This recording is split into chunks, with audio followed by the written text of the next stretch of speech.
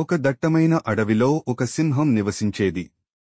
అడవికి రాజైన ఆ సింహం ప్రతిరోజు జంతువులని తినేది. ఒకేసారి ఒక్కటి, ఒక్కోసారి 2 లేదా 3 కూడా తింటూ ఉండేది. జంతువులన్నీ తమ రాజుతో విసిగిపోయాయి. అందుకని అవి ఒకరోజు సమావేశం ఏర్పాటు చేసి ఒక నిర్ణయానికి వచ్చాయి. అదేమంటే, ఒకవేళ సింహం తన గుహ నుండి బయటికి రాకుండా ఉండాలంటే అవి రోజుకి ఒక జంతువును ఆహారంగా ఆ సింహం వద్దకే పంపించాలి. రోజుకో జంతువు తనకి తానుగా సింహం దగ్గరికి వెళితే మిగతావి మనశ్శాంతిగా అడవిలో జీవించగలవు.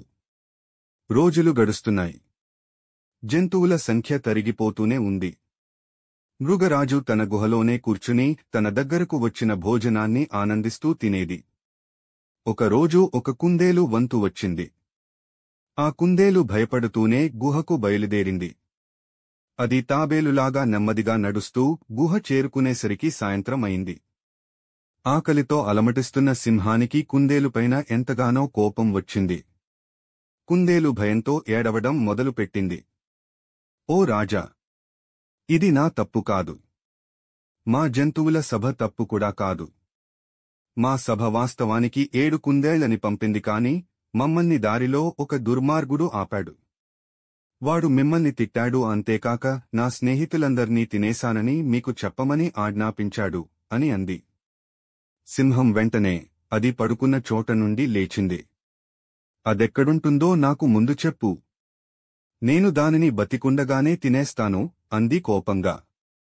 అది ఆముదం చెట్టు వెనుక ఉన్న ఒక బావిలో గుహ ఏర్పరుచుకుని అందులో ఉంటోంది రాజా అని కుందేలు బదులు పలికింది. కుందేలును వెంటబెట్టుకుని సింహం బావి దగ్గరికి వచ్చింది. సింహం బావి గోడలపైన నిలబడి బావిలోపలికి తొంగిచూసింది. బావిలో దానికి మరో సింహం కనిపించింది. కాని వాస్తవానికి అక్కడ కనిపించింది నీటిలో తన ప్రతిబింబమే. కాని సింహం దాన్ని మరో సింహం అనుకుంది. అది తన భయంకరమైన పళ్ళు చూపింది. ఇంకో సింహం కూడా తన పళ్ళు చూపించింది. సింహం గట్టిగా గాడ్రించింది.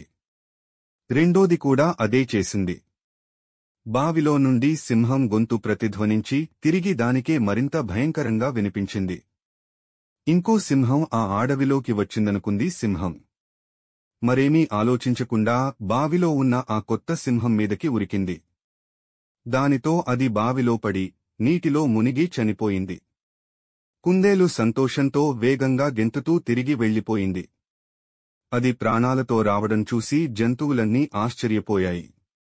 జరిగినదంతా విడమర్చి చెప్పింది కుందేలు. సింహం పీడపోయినందుకు అన్నీ సంతోషించాయి.